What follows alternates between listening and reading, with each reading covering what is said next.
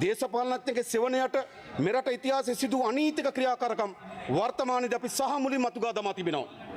බිහිසුණු වංචා දූෂණයෙන් කිලිටි වී ගිය චෞර වලල්ලක්ද සහිත දේශපාලන බල අධිකාරිය පරාජයට කොට නීතිය හිසනමන රටට ආදරය කරන වගකීම් සහිත පාලන ක්‍රමයකට අපේ රට පරිවර්තනය කළා.